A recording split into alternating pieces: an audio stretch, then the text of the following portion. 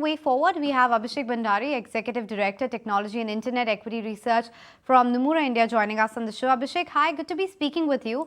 Well, a couple of days ago, you have written a note which says you have turned bullish on the sector. Why now? What has changed? Sure. Thank you for hosting me in your show.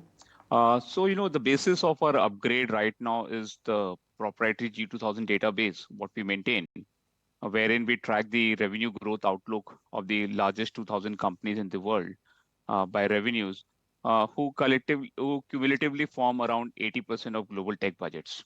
Now, when we had downgraded the sector in May 2022, we saw early signs of revenue slowing down, leading to a cut in discretionary demand.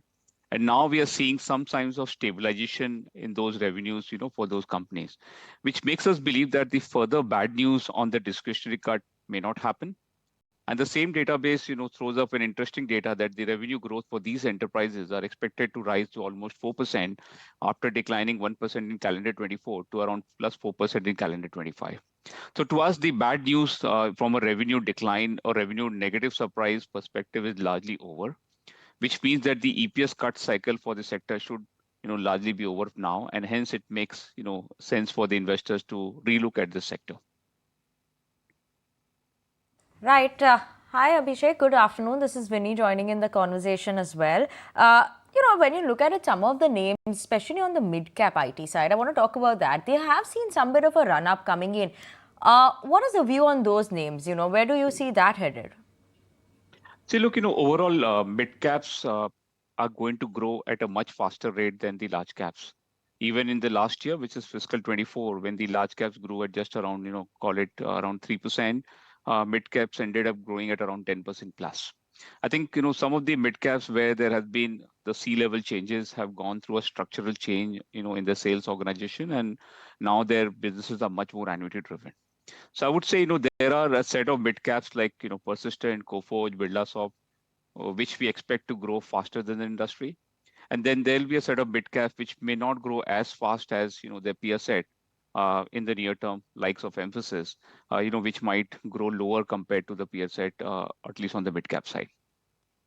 Fair enough. And the likes of Persistent, Coforge, etc., have been reporting that growth, though, of course, for Coforge, that acquisition is something which is keeping that stock a bit, under pressure, or rather, at least on the sides. But just the question, Abhishek, on the overall large cap category as well, do you anticipate a major change in the management commentary in Q1 earnings? And also, do you think it's a fair expectation to believe that there could be a double-digit growth come FY26? Very honest, I don't think the management commentary would change dramatically, as early as Q1 in FY25. Because, after the bad experience of getting negatively surprised through the year, the management should rather keep a guarded, comment. Having said that, I think the incremental, tone of the management may not worsen from here on. We expect them to use things like demand is as it was, a quarter ago. Clients are cautious and the demand remains in favor of large cost takeout projects. On your second question, can you please repeat that? Whether we should anticipate a double-digit growth in FY26, is that realistic? No, I think that's too optimistic. Double-digit growth needs a big tailwind on, demand side, from an external event like COVID. We are not really, talking about a double-digit growth happening in FY26. But yes, if the bad news on discretionary demand stabilizes, next year the end enterprises start growing. US rate cut cycle sometimes happens in the second half of this year, and the uncertainty because of US elections leading to, some kind of indecisiveness in the minds of enterprises end. We could be looking for a, better growth year in FY26 compared to FY25. We are currently estimating the growth for the large caps to increase from around 3% in FY25 to around 8% in FY26. So 3 to 8, but still not double digit. That will be too optimistic, at least how things stand right now. But Abhishek, I wanted specifically to discuss Wipro with you because of late in the last 1 week itself, there have been 2 or 3 upgrades that have come by. Is it just the kind of confidence you have in the new leader? Is it just that the stock has been underperforming and is undervalued? What's driving the upgrade specifically on Wipro? Yeah, let's take a step back. What's ailing the company. If you look at 2 of the last CEOs, Abid in 2016 and Thierry Delaporte in 2020, were both, external candidates, who were trying to bring changes into Wipro's system.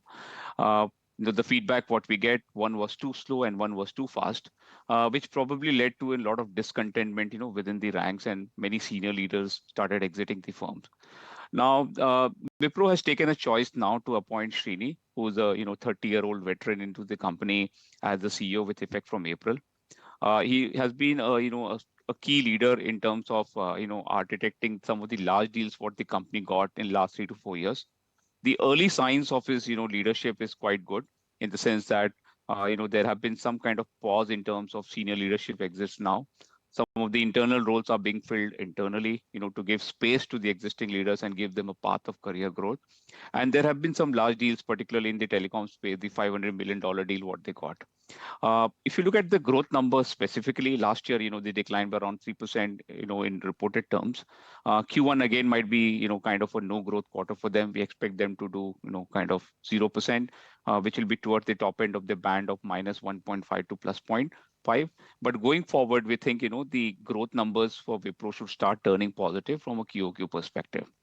And lastly, some of their banking portfolio, particularly the Capco part of the business, has started doing well, which to us, is going to be a near-term margin driver, because, the utilization level of this on-site consultants improving will definitely be a positive, for the company from a margin perspective.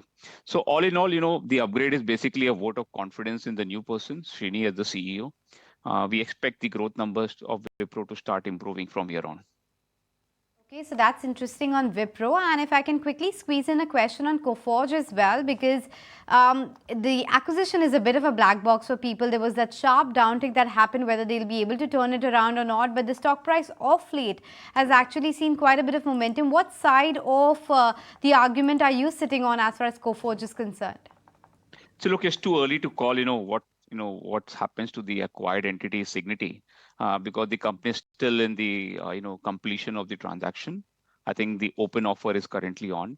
But if you look at the stated rationale, they want to probably increase their testing portfolio, which they think will have a big demand push in the Gen AI world. Having said that, I think if you look at the organic numbers, we expect the Q1 numbers to be okay, kind of 1.5% growth. But going forward, we do expect the growth numbers to start improving materially from Q2 onwards. The basis of which that is, they've started getting good deals in the banking portfolio. They've been hiring people in large numbers even in Q1, which to us is lead indicator on growth side. While the stock has run up, that's okay. But I think the growth visibility for the company, around 8 to 9% is increasing, which was a key concern when they had their FY24 call sometime in May, where they had suspended or not given any guidance for FY25, deviating from the usual practice. I think the confidence now is higher on the 8 to 9% growth compared to what it was maybe 2 to 3 months back. The acquisition, the fundamental organic story might also be turning a bit more positive. That's the reason Abhishek is slightly positive on Coforge. On that note, we let you go. Appreciate you making time and speaking with us and talking to us about how things are placed for the IT sector. Time now for a short break, but don't go. If you like this video, then like, share and subscribe to ET Now.